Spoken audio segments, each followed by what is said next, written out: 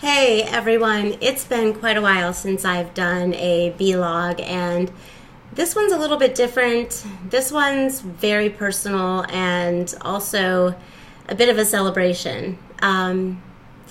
If you've seen my Facebook post, you know that I finally got my children's book published and distributed, and it is available for sale. When it comes to purchasing anything, I firmly believe that you have to test drive something before you buy it. And even though the book is only $13.95 for a paper version or $4.99 for an ebook, it's still an investment. It's still somebody's money, and I believe that we should be treating our money wisely and spending it wisely. So, that being said, I'm going to read this story to whoever happens to come across it. So the story is called God Saves the Honeybee. The author is Honeybee Marie. That's me. So that's my pen name. My name, Melissa, means honeybee in Greek. That's the origin of my first name, and my middle name is Marie. So that is my pen name. This is the book. This is the cover, and this book is a labor of love and a labor of faith, and it's very, very dear to me. So while I don't expect everyone to buy a copy, I do expect everyone to withhold any negative comments that you might have. Just kidding. Comment whatever you want. I don't really care. So the book is God Saves the Honeybee. I had a wonderful illustrator with Westbow Press. Her name is Sierra Mon and Vidal. So I want to give her credit because she really did a great job of capturing the images that I saw in my head and getting those onto paper for me. So the dedication for this book is on the first page. This book tells the true story of a spiritual comeback written by a child of God. I wrote this story for Jacob, with whom he has entrusted me.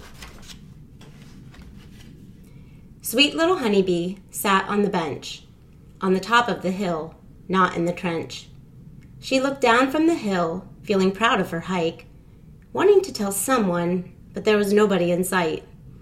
She thought nobody would listen and nobody would care, so Honeybee spoke to her heavenly Father up there. I'm going to do it old school like kids, show you the pictures. Honeybee started. It's lonely being a honeybee. Nobody wants to get close to me. Her father leaned in and gave her a hug. It's just so hard being the world's most misunderstood bug. She fought back a tear that fell from her eye, and sweet little honeybee started to cry. Then she continued. People think I will hurt them. They think I mean harm. They're scared I will sting them on their nose and their arm. But I know the price, so sting I don't dare. I just want to love them and show how I care. For if I sting once, then I lose my life. And I don't want to do that. I don't want to fight.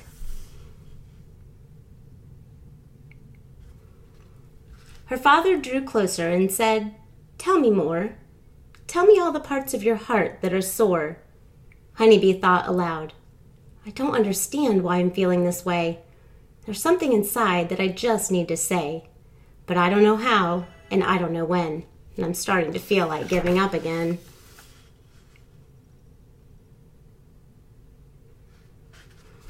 Her father continued, Why is it, my child, that you feel so confused? What is it about you that makes you feel blue? Honeybee confessed, I don't know who I am. I don't know where to start, but there's something that's trying to get out of my heart.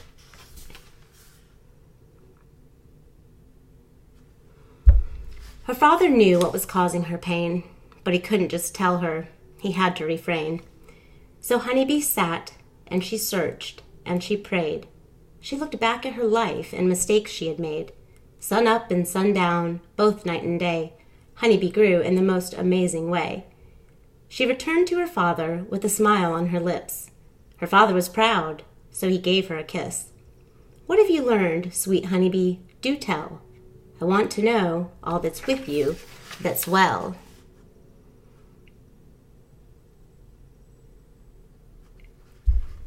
Honeybee admitted, "My father, you know what's been bothering me.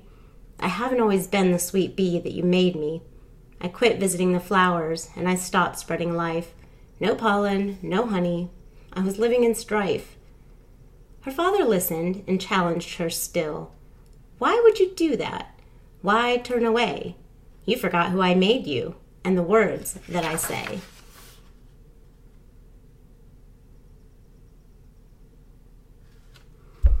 "Your job is so special, important, and rare.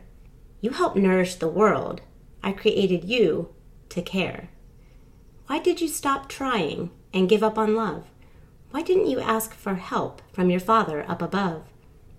Honeybee projected, "Because I've been wounded by words, not by bruises, like a sting from a hornet whose stinger it misuses. I've been teased and I've been taunted as if it's a game, but it makes me feel lonely and it puts me to shame."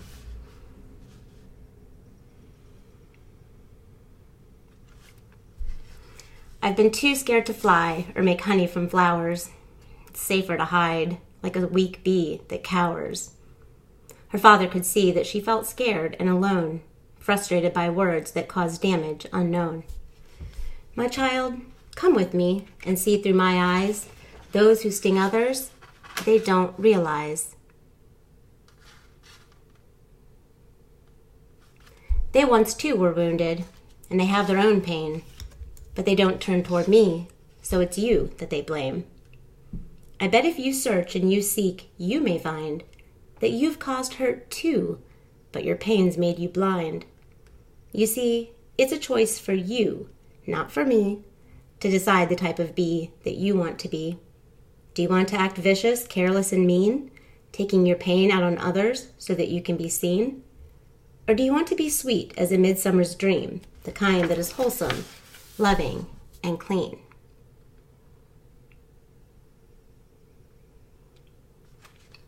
As Honeybee considered, her father continued, "Can you now see what I made you to be?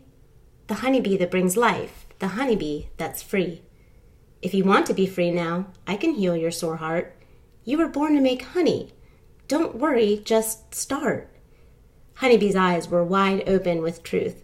"I now see your word, Father. I hear your good news. It's not others who define me. It is I who can choose." Honeybee grew strong and proclaimed from her heart, "'Cause the world needs more honey, and she knew her part. I choose to make honey and have you as my guard. I choose to forgive. It's really not that hard."